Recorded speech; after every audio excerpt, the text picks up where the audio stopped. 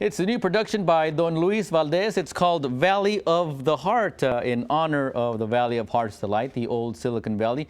With me are a couple of the cast members for this great presentation, Rosa Escalante and G. De Luna, Gustavo De Luna. Welcome to the show. Thank you. Well, tell us first, let's talk about your professions first, because you've been doing it professionally for a long time, and your characters have changed. What has it been like?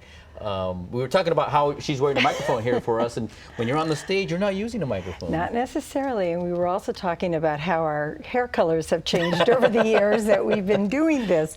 But I have been working with the company now more than 40 years, and I'm very pleased that Luis asked me to be part of this.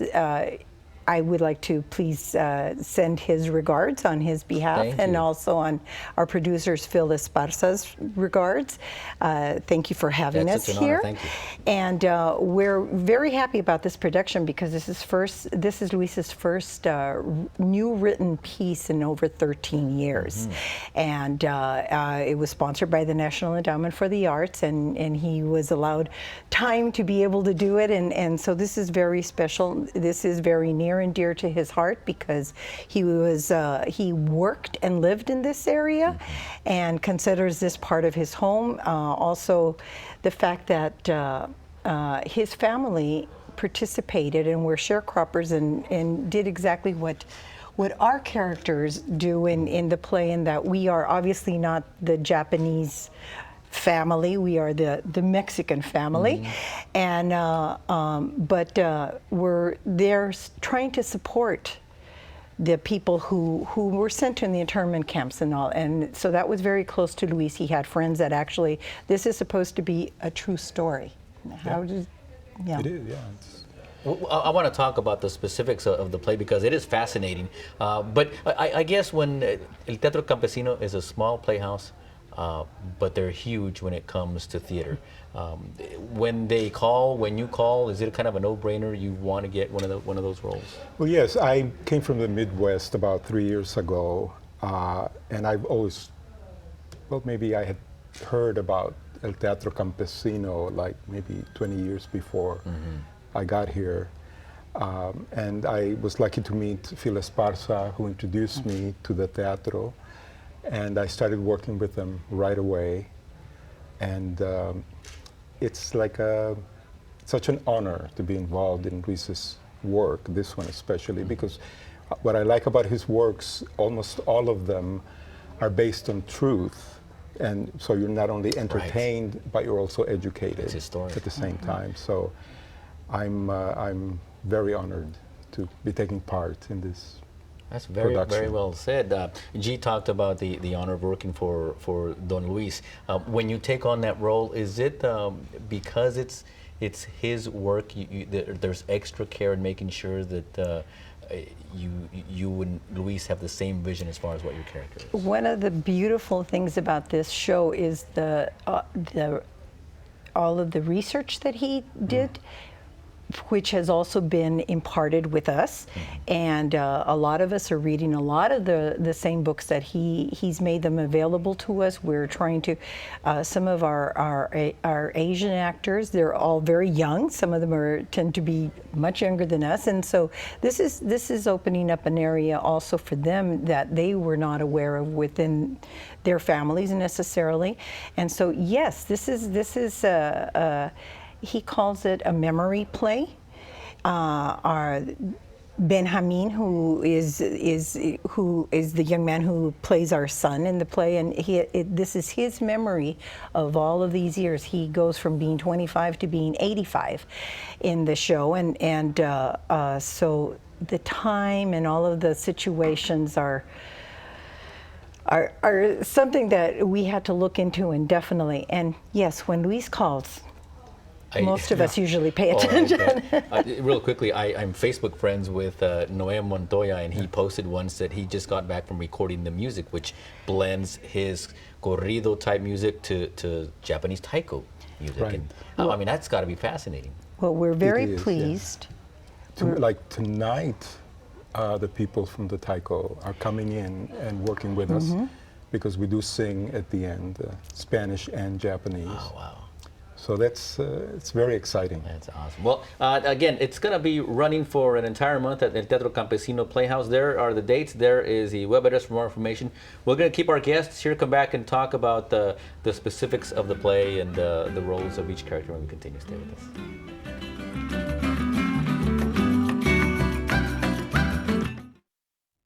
It's called The Valley of the Heart, the latest production by Don Luis Valdez and El Teatro Campesino. So briefly, tell us the theme, if you will. What is the theme of the play?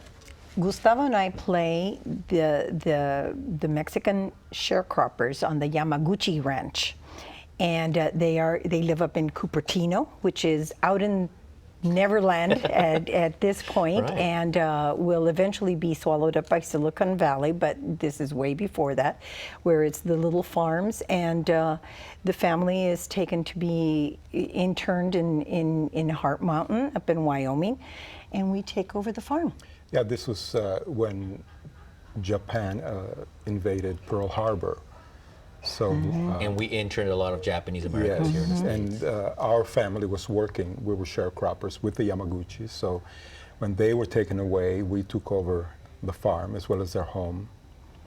And then at the same time, our oldest children fell in love. And so it's a story of enduring love, because she was at the camp, and he was going back and forth to running the ranch, because the Yamaguchi made him foreman before he left.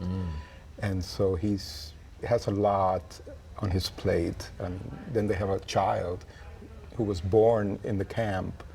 In the internment camp. In the internment camp. And it's a wonderful character, done very well by our actor.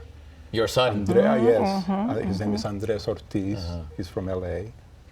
And so it's a very exciting production, good cast. What a way to tell the story of the Valley of Heart. I mean, he could have picked the canneries, but this is a part of the Valley's history that I don't think many people are aware of. As Luis says, this is a story that